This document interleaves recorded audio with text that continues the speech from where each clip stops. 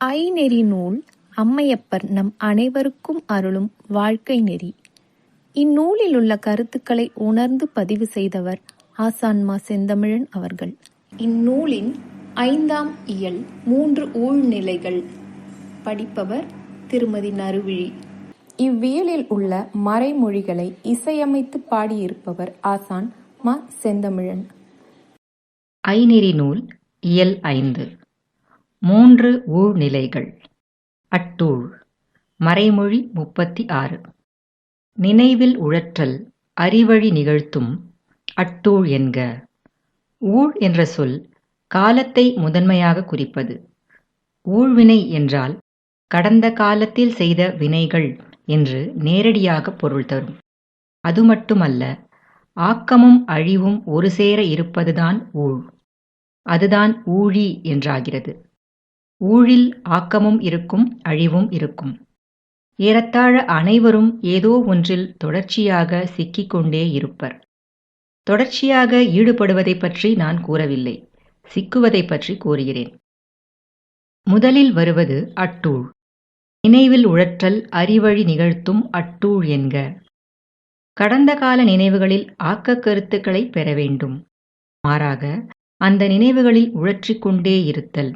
அதிலிருந்து வெளியேறாமல் உழற்றிக்கொண்டே இருந்தால் அறிவு அழியும். இது அட்டூழ். அட்டு எனப்படுவது இறுக்கி கட்டுதல். அட்டி இருத்தல் அட்டூழ். நினைவு உழற்றிக்கொண்டே இருப்பதுவே அட்டி இருத்தல் ஆகும். ஆதலால் இஃது அட்டூழ். நினைவுகள் உழற்றப்பட்டு அவ்வுழற்றல் இறுக்கி கட்டப்பட்டுள்ளது. இதன் உள்ளே எதுவும் புகாது. இதன் உள்ளிருந்தும் எதுவும் வெளியே வராது. நினைவில் உழற்றக்கூடாது. நினைவு ஆக்கத்திற்கு உரியது என்று முந்தைய பாடங்களில் விளக்கினேன். முற்றூழ். மறைமொழி 37. எண்ணத்தொடு இயைவாகி திண்ணங்கொள்ளல் முன்னந்தாமிருந்த நிலையழிக்கும் முற்றூழ் ஆகும். இது முற்றூழ் என்ற கருத்தினை விளக்குகிறது. இயைவு என்பது 2 கூறுகள் ஒன்றாகி ஒரு பொருளாதல். அப்பொருளின் உள்ளே அவை தத்தம் தனித்தன்மையுடனே இருத்தலும் ஆகும். இது வேறு அது வேறுதான், ஆனால் இரண்டும் சேர்ந்து ஒரு கருத்தாக அல்லது பொருளாக இருந்தால் அது இயைவு. எண்ணத்தொடு இயைவாகி திண்ணங்கொண்டால் இவ்வூழ் முன்னர் இருந்த நிலையை அழித்துவிடும். திண்ணம் கொள்ளல் என்றால் என்ன? உறுதி திடத்தன்மை கொள்ளுதல் ஆகும். படகில் செல்லல் பற்றி முந்தைய பாடத்தில் கூறினேன் அல்லவா? படகு பயணத்தில் முதலைகள் அருகே சுற்றி சுற்றி வருகின்றன எனும்போது இது முதலைகளுக்கு உரிய களம், நாம் கரை சேருவோம் என்றிருப்பது எண்ணத்தை ஆக்கமாக செலுத்துதல். எண்ணம்தான் அதை கூறும். முதலைகள் இங்கு வலிமையானவை, உனக்கு இங்கு வலிமை குறைவு, ஆகவே நீ கரை சேர்ந்துவிடு என்று எண்ணம் கூறும். அதுதான் ஆக்கம். மாறாக எண்ணத்தோடு இயைவாகி அவ்வெண்ணத்தின் அளவிற்கு இறங்கிவிடுதல் முற்றூழ் ஈர்க்கும். நீயும் நானும் இயைவாக இருக்கிறோம் என்று இயைவாகிவிட்டால் எண்ணம் எப்படி அறிவுரை கூறும்? எண்ணத்தின் உரிமை என்னவோ அந்த அளவில் எண்ணம் இருக்க வேண்டும். அதற்கு மாறாக மனக்களத்தினை எண்ணத்துடன் இயைவாக்கிவிட்டால் எண்ணம் எதுவும் கூறும். முதலைகள் உன்னை வேடிக்கை பார்க்கத்தான் வருகின்றன என்று கூட அது கூறும். இந்த முதலைகளுக்கு உன்னை மிகவும் பிடித்திருக்கிறது, உன்னை முத்தமிடுவதற்காக வருகின்றன என்று கூட அது கூறும். அதுதான் எண்ணத்திற்கு இயைவாகி விடுதல். எண்ணம் என்றால் அதன் அளவில் அது இருக்க வேண்டும். அது ஆக்கத்தை கூற வேண்டும். அதுதான் அதனுடைய எல்லை. இது ஏன் முற்றூழ் எனப்படுகிறது? எண்ணத்தோடு இயைவாதல் திண்ணத்தை கொடுத்துவிடும். எதனையும் செய்யலாம், அதிலிருந்து மீண்டு வரலாம் என்ற திண்ணத்தை கொடுக்கும்.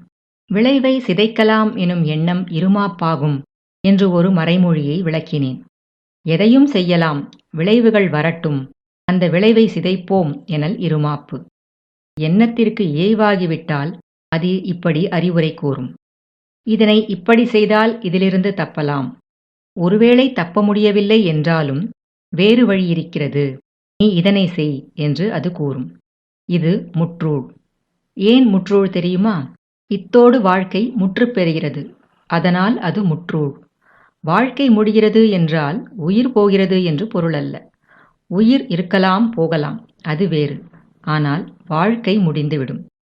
எண்ணத்தோடு மட்டும் இயைவாகவே கூடாது, திண்ணம் கொள்ளவே கூடாது.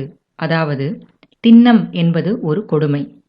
திண்ணமாக இருக்கவே கூடாது என்றும் கூற இயலாது. திண்ணமாக இருக்க வேண்டும் என்றும் கூற இயலாது. எதில் திண்ணமாக இருக்க வேண்டும், எதில் தளர்ந்து போக வேண்டும் என்று விளங்க வேண்டும். ஆக்கத்திற்காக திண்ணமாக இரு.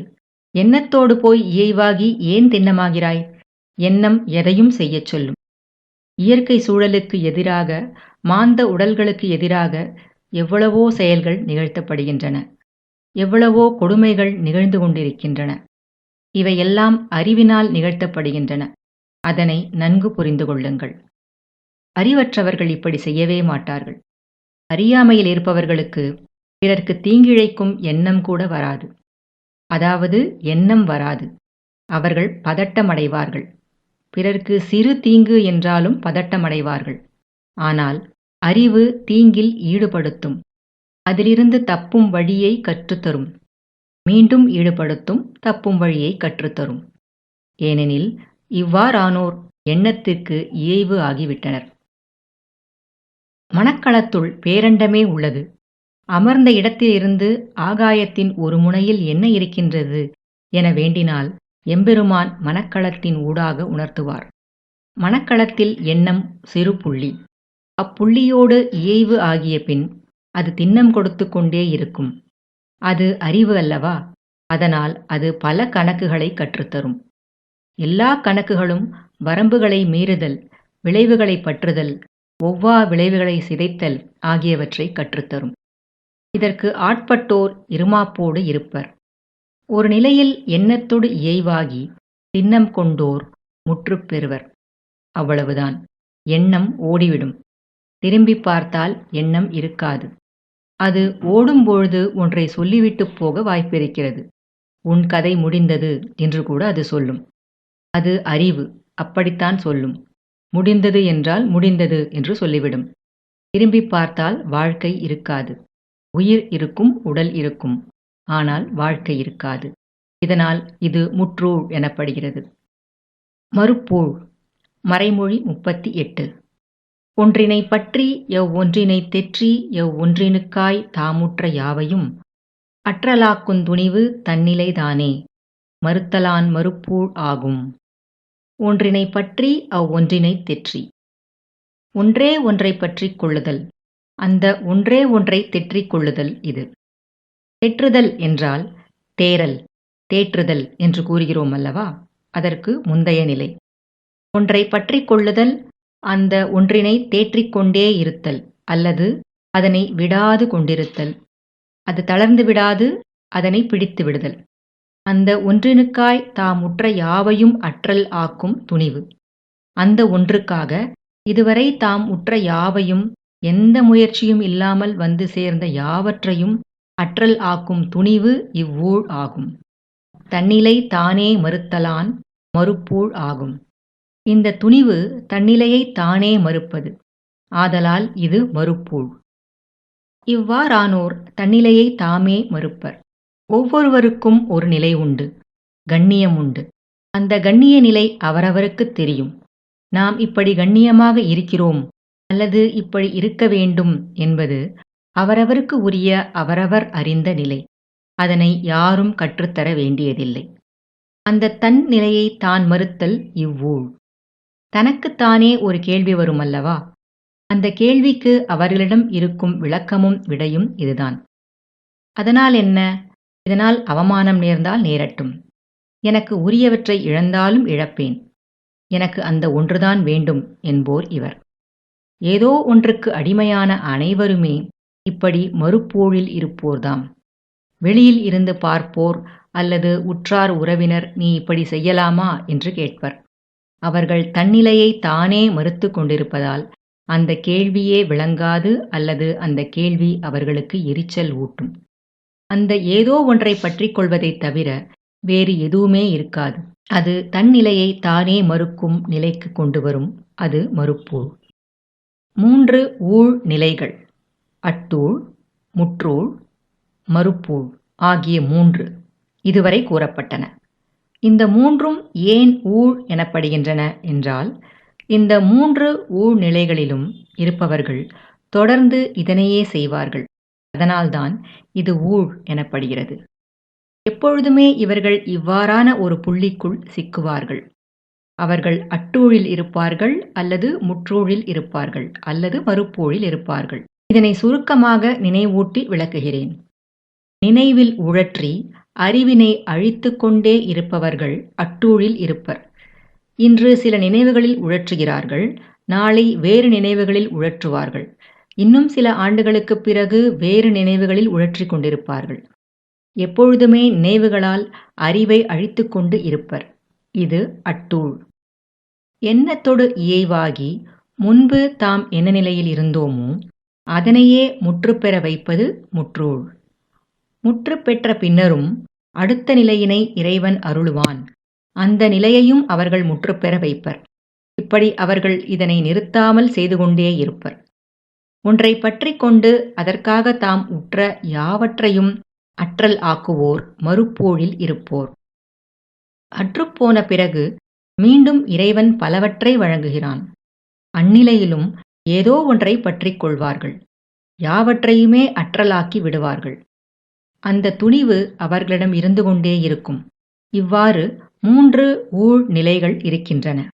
இவற்றை எண்ணம், நினைவு ஆகிய கருத்துகளோடு பொருத்தி புரிந்து கொள்ள வேண்டும். யாவர்க்குமான கொள்கை இது. சிந்தைக்கு இக்கருத்துகள் ஊட்டமாகட்டும், வழிகாட்டலாகட்டும் என வேண்டுகிறேன். அவ்வேண்டலில்தான் இக்கருத்துக்களை உங்களோடு பகிர்ந்து கொள்கிறேன். இயல் 5 முற்றிற்று. இந்த இயலில் உள்ள மறைமொழிகளை இப்பொழுது இசை வடிவில் கேட்கலாம்.